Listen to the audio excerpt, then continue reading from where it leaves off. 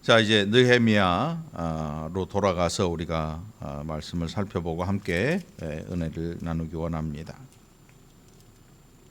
12장에 보니까 제사장과 레위 사람에 대한 기록이 쭉 나오고 27절부터는 예루살렘 성벽 봉헌식이 나와요. 봉헌이 뭐냐면 완공하고 이제 하나님 앞에 감사의 제사를 드리는 거예요. 우리가 이 교회를 짓는 교회들 보면 성전 헌당식 빚을 다 갚고 난 다음에 하나님 앞에서 예배하는 그런 일도 하고 뭐 아무튼 완공식도 하고 뭐 많이 하잖아요. 느헤미야 선지가 지금 예루살렘 성벽 공사를 하는데 다 완공을 하고 문짝도 달고 봉헌을 했다. 하나님 앞에 드린 거지요. 그게 느헤미야 12장의 기록입니다. 그리고 31절부터 보면 30절에는 성벽 정결, 성문과 성벽을 정결하게 했다. 제사장들과 레위 사람들이 몸을 정결하게 했다. 쭉 나오고 있어요.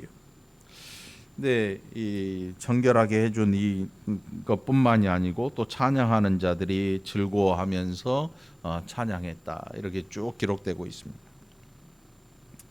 자, 그런데 13장에서 그 성전 안에 여러분 한번 생각해 보십시오. 성벽을 새로 중건하고 문도 새 걸로 달고 그것을 보고 수고했던 땀 흘렸던 백성들이 기뻐하고 즐겁게 찬양도 하고 박수치고 얼마나 좋아요. 분위기 기가 막히지 않습니까? 교회 새로 졌는데 거기 참여했던 백성들이 좋아서 어쩔 줄 몰라요. 얼마나 분위기 좋겠어요. 여러분 한번 생각을 해보세요. 분위기 띄어서 야, 이 분위기대로 나가면 이제 너무나 좋을 것 같다 생각을 했는데 느헤미야가 와서 성전 안을 들여다보더니 오늘 우리가 읽은 본문의 내용이 나오고 있습니다. 이 13장에 보면 1절로 3절까지의 모압 족속과 암몬 족속에 대한 이 분리가 나와요. 분리가 원래 모압과 암몬 족속은 롯의 딸들이 그 아버지의 씨로 낳은 민족이에요. 그러니까 이스라엘에게 있어서 굉장히 수치를 안겨준 민족이란 말이죠. 이거 뭐 짐승만 또 못한 그런 족보 아니에요. 모압과 암몬 족속. 그래서 이스라엘의 총에 들지 못할 거다. 막 그때 이미 예견이 되었는데 이스라엘 백성들이 광야길을 오는 와중에 그들이 오히려 대적을 합니다. 그 형제의 민족인데 대적을 해요. 저주를 하기도 하고. 그래서 그 암몬과 모압 족속을 다 분리해냅니다. 그리고 이제 또 문제가 있었는데 4절에 보니까 제사장 엘리야십이 등장하고 도비야라는 사람이 등장을 해요. 여러분 도비야 이름 들어보셨잖아요. 이 앞에서 이 사람들이 누구냐면 이름도 이 두 명이 있어요. 산발랏과 도비야라는 사람이 있어요. 산발랏, 도비야 이 다 이방 사람들인데 왜 이 사람들의 이름이 계속 등장하는가 하면 이 사람들에게 있어서 이스라엘 유다 백성들 유다라는 이 나라가 부흥을 하고 힘을 얻으면 별로 좋아하지 않아요. 왜냐하면 그 사람들이 힘을 얻고 부흥을 하면 자기들이 가진 권력이 작아지기 때문에 그걸 굉장히 싫어합니다. 그래서 성벽을 지을 때부터 계속 방해를 합니다. 한 사람은 야 너희가 성벽을 지면 그 불탄 흙으로 쌓아봤자 소용없고 져봤자 여우가 올라가도 무너져 내릴 것이다 이렇게 얘기를 해요. 비아냥거리고 비꼬고 이 전쟁 준비를 하게 해서 일을 못하게 하고 군사들을 준비해 가지고 습격해서 그것을 못하게 하려니까 그것을 안 느헤미야가 군사를 준비하고 한 손으로 일을 하게 한 손에 칼이나 창을 들고 한 손으로 일을 했으니까 그럼에도 불구하고 이 공사가 50일 만에 완공됩니다. 50일 만에. 그러니까 얼마나 이 백성들이 힘쓰고 노력을 했는지, 우리가 뭐 단적으로 한 손으로 일을 했음에도 불구하고 그 공사가 50일 만에 끝이 나요. 우리가 얼마나 고생을 많이 했겠습니까? 또 반대는 또 얼마나 극렬했겠습니까? 그렇게 지은 성벽이고 그렇게 관리한 성전인데 그게 완공됐으니까 얼마나 좋겠어요. 한번 생각을 해보세요. 그런데 느헤미야가 그 성전의 내용을 딱 들여다보더니 제사장 엘리야십과 도비아의 이름이 등장하는데, 이 제사장이 어떤 일을 했냐 하면 도비아한테 예루살렘 성전 안에다가 사무실을 하나 내줬어요. 사무실을. 그 사무실 공간이 원래 어떤 공간이었는가 하면 5절에 보니까 소재물, 유향그릇, 또 레위 사람들과 노래하는 자들, 문지기들에게 11조로 주는 곡물과 새 포도주와 기름과 또 제사장들에게 주는 거제물을 두는 곳이라. 이 굉장히 거룩할 수밖에 없는 그런 자리예요. 그런데 이 물건들을 다 다른 방으로 드러내고 여기에다가 이방 사람, 예수 안 믿는 사람의 사무실을 둔 거예요, 안에다가. 한마디로 말하면 교회라는 이 공간이 있는데 예수 안 믿고 다른 신을 섬기는 사람이 그 안에서 자기 업무를 볼 수 있도록 교회 안에다가 사무 공간을 설치해 준 거예요. 쉽게 말하면 저기 뒤에 있는 제 방 있잖아요. 제 방을 스한테 줬다 생각하면 돼요. 여기서 예배 드리는데 저기서 스가 자기 볼일 보고 있다고 생각하면 되는 거예요. 그러니 얼마나 이 꼴이 우스꽝스러워요. 그것도 누가 줬냐? 제사장이요, 제사장. 그러니까 도비야라는 이 사람, 산발랏이라는 사람이 제사장들뿐만 아니고 그 이스라엘, 이 유다의 방백들, 권력 있고 힘 있는 사람들과 연합해 있고 그들의 딸들을 데려가서 며느리 삼고 또 아들들 데려다가 시집장가 보내서 방백들, 귀족들과 함께 사돈을 맺는 거예요. 이 유대에서 떨어질 수 없는 관계를 만들어서 이 사람들이 이 유다에 머물고 있는 거예요. 그래서 유다에서 권력을 가지고 유다에서 든든한 뒷배경을 가진 그런 가문이 돼갖고 있는 거지요. 그게 성전 안에 사무실을 둔 연유였던 거죠. 산발랏도 도비야도. 그걸 본 느헤미야가 그 방 안에 있던 기물들을, 도비야에게 이 물건들을 다 방 밖으로 내던집니다. 쫓아내는 거예요. 쫓아내요.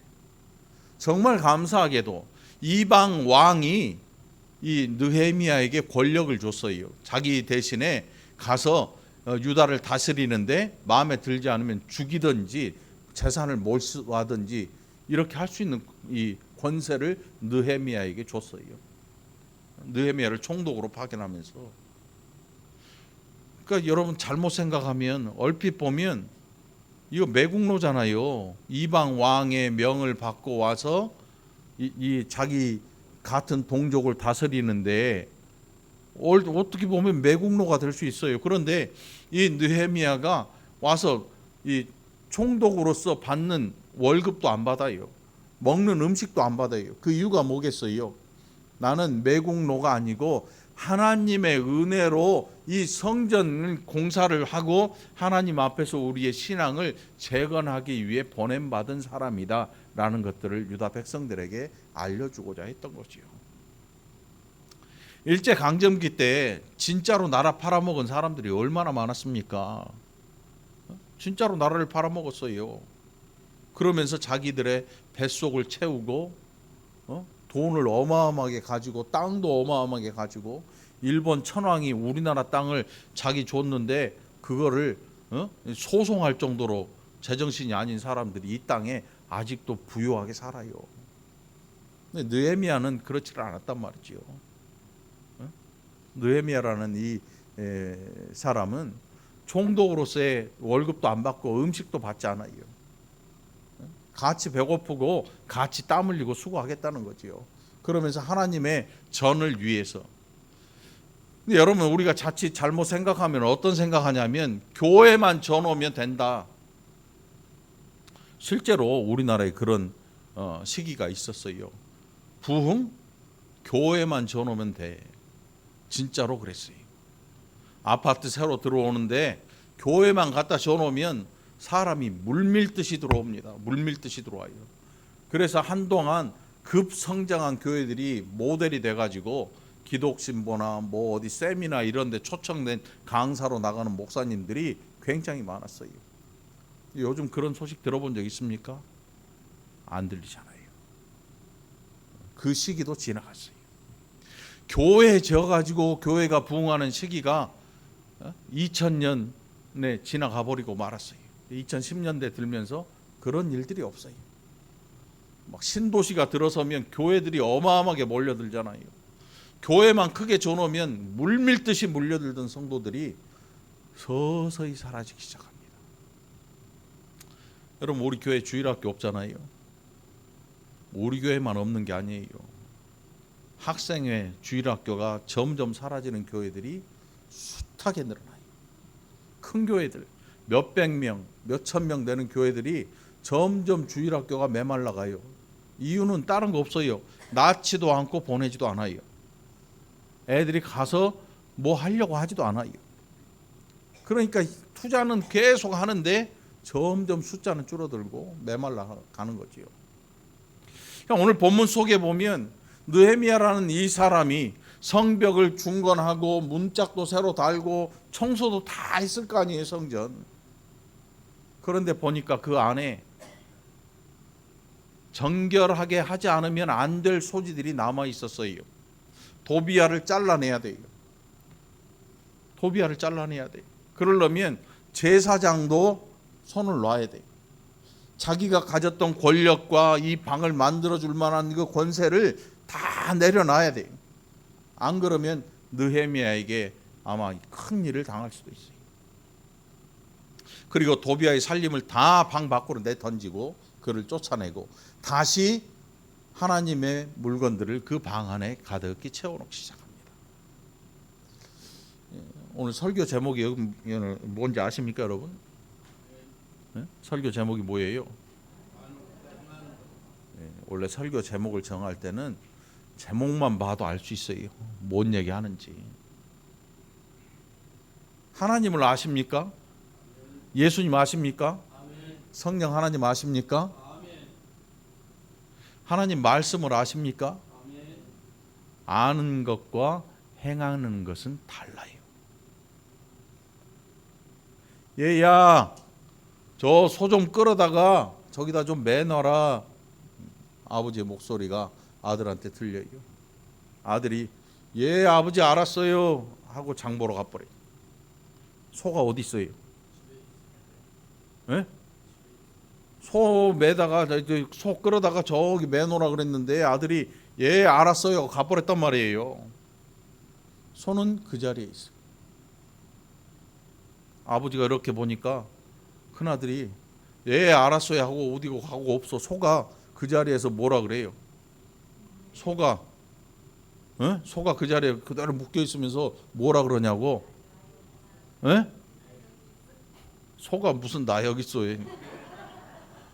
금방 처음에가 대답이 정답이지. 둘째 아들을 불렀더니 야 둘째야 이 소 끌어다가 저 개울가 풀밭에 좀 매놔라. 아 싫어요 아버지 나 추워요 나가기 싫어요. 둘째 아들이. 그러더니 좀 있다가 오더니 부시렁부시렁 하면서 소를 끌고 가. 그러더니 개울가에다 매놓고 소가 풀을 뜯기게 만드는 거지.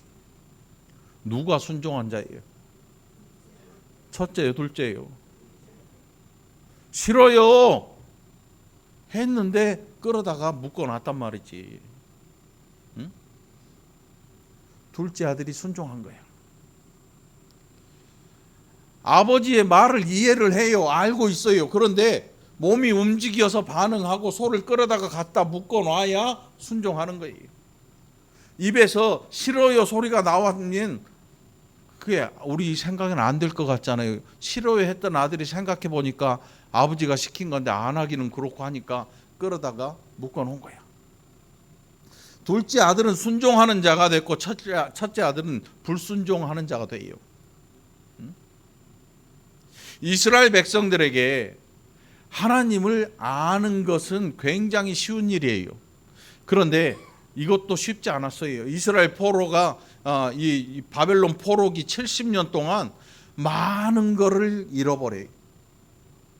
말도 못해요. 그러니까 이 선지자가 읽어주는 제사장 에스라가 읽어주는 히브리어 율법의 말씀을 듣고 뭔 소리인지 모르니까 해석하는 사람들이 따로 있을 정도로 언어도 안 되고 하나님의 법도 잘 모르고 했던 백성들에게 이것을 다 일일이 다 깨우쳐 줬어요. 여러분 창세기 아십니까? 출애굽기 아시지요? 성경책 이름 다 알잖아요. 사복음서가 뭔지 선지서가 뭔지 시가서가 뭔지 모세 오경이 뭔지 다 안단 말이지요. 안다고 해서 예수를 믿냐? 그렇지 않은 거예요. 어떤 학자들 가운데에는 성경을요, 성경 학자보다 더 잘 알아요. 막 원서를 이 원어 성경을 줄줄 읽으면서 막 해석을 그대로 다 하고 이게 뭐 어떻게 됐는지 그 문법 구조까지 쫙 깨고 있어요. 근데 중요한 거는 예수를 압니다. 어떤 사람은 시장에서 판때기 놓고 거기다 나물 얹어놓고 파는 할머니인데 성경을 잘 못 읽어. 공부를 안 해서 부모가 공부를 안 시켜줘서 글자를 못 읽어. 쉽게 말해 까막눈이라 그러지 옛날에.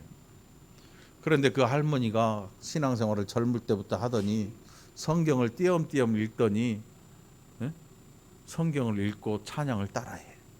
그러다가 한글을 깨우쳐. 예수를 믿어. 한 사람은 성경을 깨기 위해서 성경을 연구하는데 한 사람은 글도 못 읽다가 예수를 알게 돼서 글을 읽게 되더니 그 사람한테 영어 성경을 내밀면 읽을 것인가? 그 사람이 히브리 성경을 알 것인가? 몰라요. 성경 간신히 읽어요. 찾아줘야 찾아줘야 그나마 읽어. 누가 예수 믿는 자요? 예수 믿는 자가 예수 믿는 자요. 한 사람은 성경을 안 믿어요. 어떻게 이 성경을 때려 부실 것인가를 연구해. 한 사람은 읽을 때마다 눈물을 철철 흘려요. 그러면서 기도하는 게 하나님 내가 순종하고 살아가게 하나님 나도 글 좀 알게 해주시오. 이렇게 기도한 그 시절이 우리나라에 있었어요. 일제강점기 때 여자들이 더 많았어요. 신앙생활 시작한 게. 옛날에 암탉이 울면 뭐라 그래요? 치킨집이 흥한다.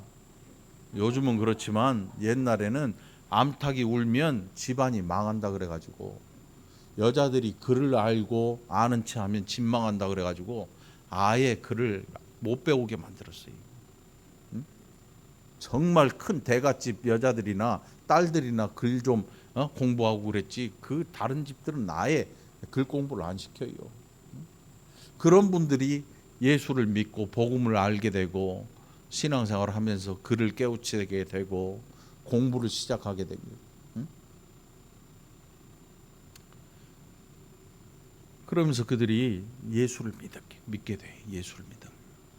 오늘 이 본문 속에 보면 제사장 엘리야십이라는 사람이 있어요. 그 사람이 어떤 일을 했냐면 도비야를 이끌어다가 성전 안에다가 방을 내주고 사무실을 꾸며줘요. 이 제사장 엘리야십 하나님 믿을 것 같아? 안 믿을 것 같아 여러분? 에? 믿을 것 같아? 안 믿을 것 같아? 말을 못하겠지요. 제사장인데 안 믿어요. 안 믿으니까 성전을 이렇게 한 거예요. 성전이 예수 믿는 사람에게 교회라고 하는 거에 들어가서 아무 짓이나 하면 안 된다는 걸 안 가르쳐줘도 알아요. 왜요? 우리가 예배하는 자리이기 때문에 이 안에서 함부로 욕설을 하거나 함부로 이 나쁜 생각을 하거나 이러면 스스로 두려워져서 교회에 들어오면서 그래도 경건한 마음을 품으려고 노력을 하지요. 노력을 한단 말이에요. 응?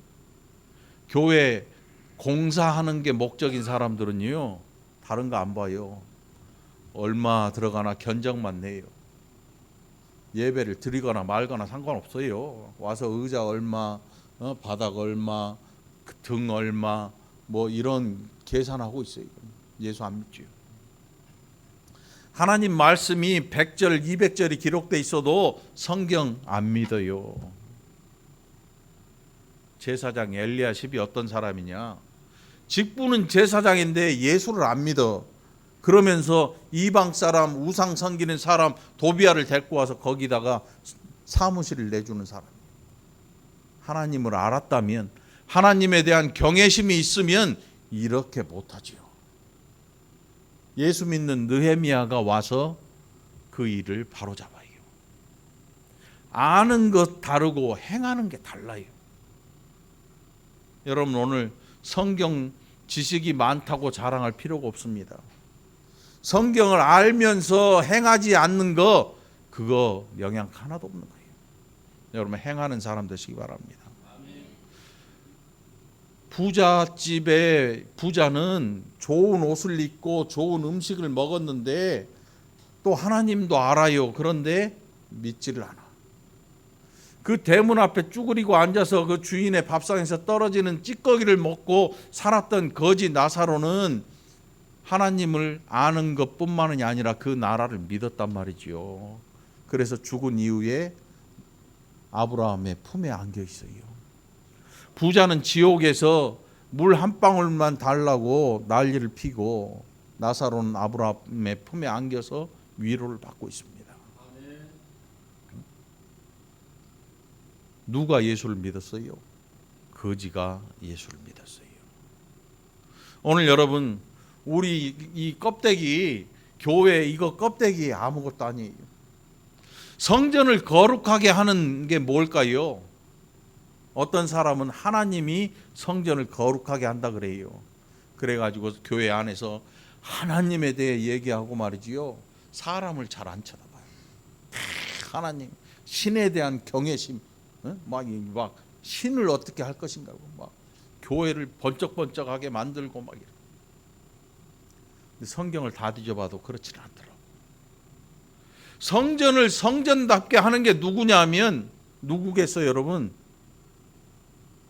하나님이라는 하나님이 아니고 성전을 성전답게 하는 게 누구냐면 사람이 사람. 성전을 성전답지 못하게 하는 게 누구냐면 사람인 거예요. 그 판단을 하나님이 하시는 거예요. 교회를 교회답게 하는 게 누굴까요? 교회를 교회답게 하는 게 누구예요? 성도들이요. 성도들. 누가? 여러분들이잖아요. 여러분들이 성도 아니에요?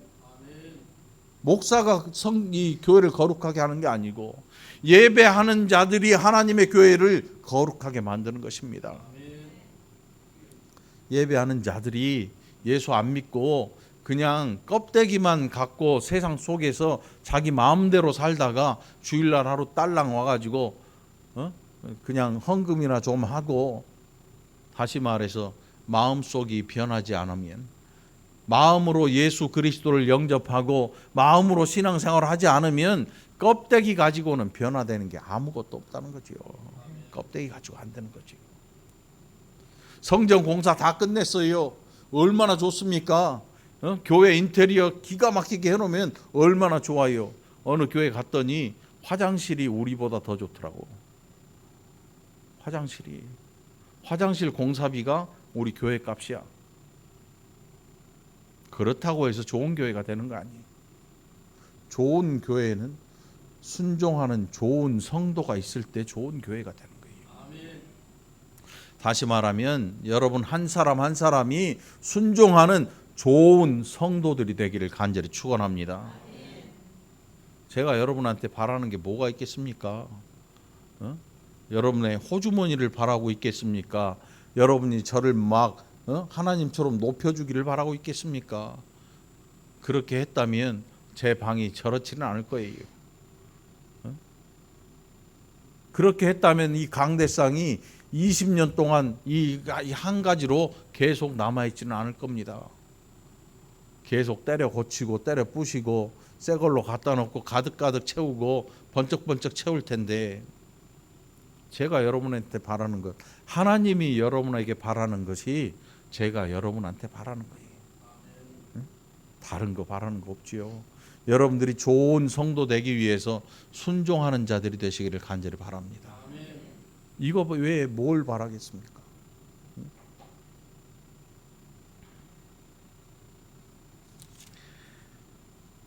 그 망을 다시 정결하게 했습니다. 그게 느헤미야가 했던 일이었죠.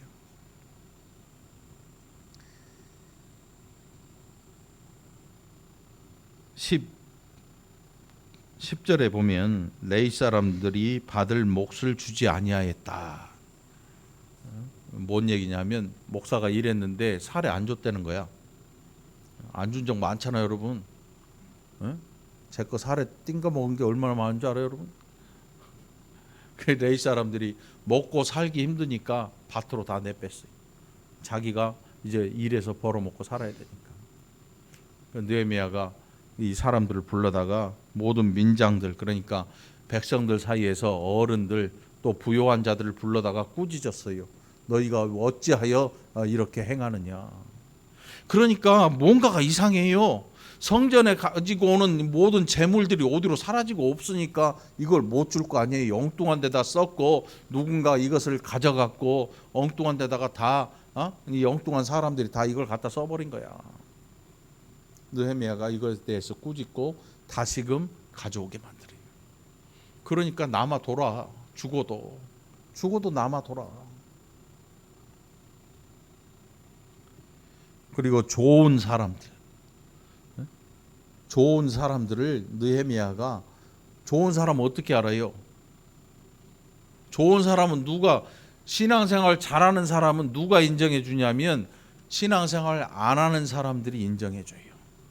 무슨 뜻이냐면 앞집 옆집 사는데 신앙생활 잘하는 집사님이나 권사님은 앞에 절에 다니는 사람이 아이고 이 사람은 지금 권사네 인정을 해준다니까. 왜? 자기랑 다르니까. 자기랑 다르니까 앞집에 사는 불신자가 인정을 해줘요. 이 사람은 예수 믿는 사람이네. 그 사람들 만나면 이 사람 교회 다녀, 착해. 여러분들 월곶동에서 이 정도 되시기 바랍니다. 월곶동 사는 월곶 중앙교회 사람들이라면 이 정도는 돼야 돼요. 이 정도는 돼야 돼요. 만나는 사람한테 내가 얘기하기 전에 옆집에 있는 불신자가, 나랑 함께 사귀는 만나는 불신자 친구가 이 사람 교회 권사야, 이 사람 교회 집사야, 이 사람 교회 다녀. 사람이 법 없이도 살 것 같아. 엄청 착해. 이 정도는 돼야 돼. 이 정도는 돼야 돼. 아무리 교회 다녀도 안 변화가 됐다 그래도 이런 일은 있으면 안 돼, 여러분. 나는 얘 때문에 교회 안 가. 나는 네 때문에 교회 안 다녀야? 이러면 안 돼, 여러분. 이러면 그걸 바꿔놔야 돼. 내가 잘못했다. 내가 정말 잘못했다. 너한테 내가 너무나 큰 죄를 졌다. 용서를 구할 줄 아는 사람도 돼야 돼. 사람이 어떻게 좋게만 살겠어요. 그런데 너 때문에 교회 안 다녀, 너 때문에 예수 안 믿어, 이런 소리는 듣지 말아야 돼. 왜? 천국 가는 문을 내가 막고 있으면 안 되잖아. 무릎 꿇고 용서를 구하고 맨날 만날 때마다 만난 거 사주고 내가 정말 미안하다. 교회 다니는 내가 너무 속이 좁아가지고 이렇게 산 게 너무 너한테 죄스럽고 너무 미안하다. 용서해달라. 이거 쉽지 않아요, 여러분. 누구한테 용서를 구하는 거 자존심이 허락 아니에요. 초딩들 유치원 둘이 싸워도요, 야 잘못했다고 얘기해. 그러면 주댕이 뚝 튀어나와가지고 절대 얘기 안 해요. 요즘 엄마들은 얘기하게 놔두지도 않아. 왜 애 기죽여요? 이렇게 나오지. 우리 애가 뭘 잘못했어요? 돈 들면 갚아주면 될 거 아니에요. 이렇게 나가. 그 애가 장성해서 어떻게 될까? 안 봐도 뻔하지. 가면 안 될 자리에 늘 가게 되고 하면 안 될 일을 늘 하게 되게 만들어요. 부모가. 그러면 안 되는 거지.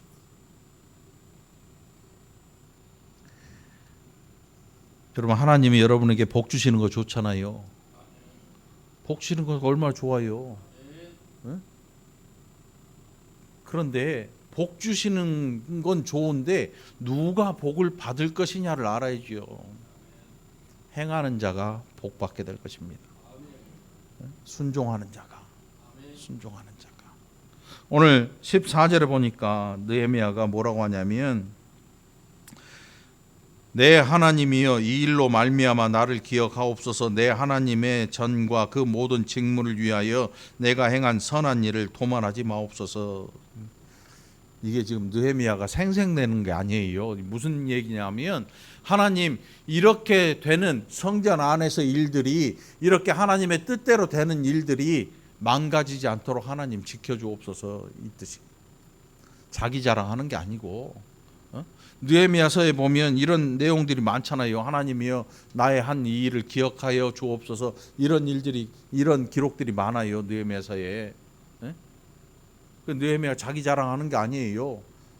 공치사하는 게 아니고, 무슨 뜻이냐면, 하나님, 이런 일들이, 바뀐 일들이, 믿음의 일들이 사라지지 않도록 하나님이 지켜주옵소서.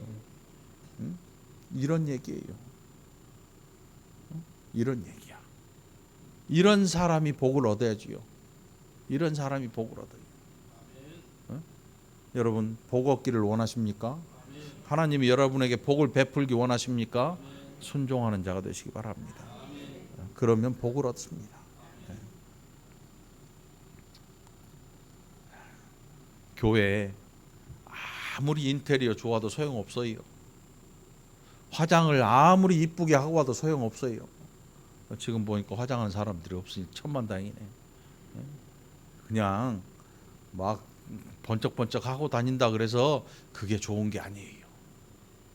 여러분들 마음이 하나님 앞에 늘 있기를 간절히 바랍니다.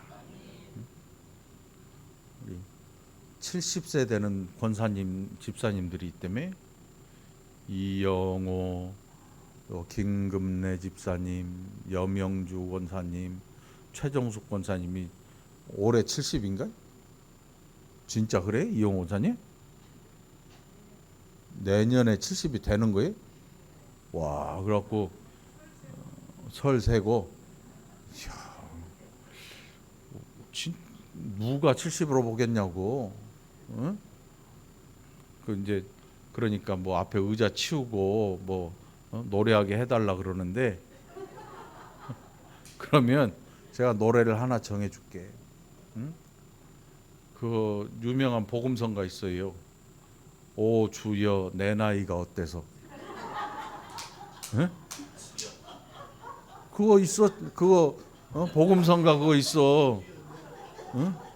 오 주여 내 나이가 어때서 찬양하기 딱 좋은 나이인데, 그거 내가 곡은 내가 써다 줄 테니까 한번 연습해 보라고. 기억해도 복음성가 중에 내 나이가 어때서는 없어. 오 주여 내 나이가 어때서는 있어. 잘 기억하게. 자, 한 주 여러분, 믿음으로 또 하나님께 주신 은혜, 받은 은혜를 헤아려 보고, 우리 다음 주에 이제 마지막 2022년 예배를 드려야 되는데, 여러분들 그 잘 준비하고 또 하나님 앞에 감사하는 귀한 한 주 한 주가 되기를 간절히 축원합니다. 기도합시다. 하나님 아버지 감사합니다. 우리가 많이 아는 것보다 하나하나 행하는 자들이 되기를 원합니다. 그래서 하나님이 복 주시고 하나님이 기뻐하시는 귀한 하나님의 성도들이 되기를 원합니다. 우리의 마음 하나님 아시오니 어느 곳에 있든지 순종하는 자들로 하나님 앞에 있게 인도하여 주옵소서. 세상 악한 길로 가지 않게 하시고 악한 생각 품지 않게 하시고 하나님 앞에서 선한 길로 하나님 이끄시는 믿음의 길로 나아갈 수 있도록 복내려 주옵소서. 감사드리옵고 예수님 이름으로 간절히 기도합나이다. 아멘.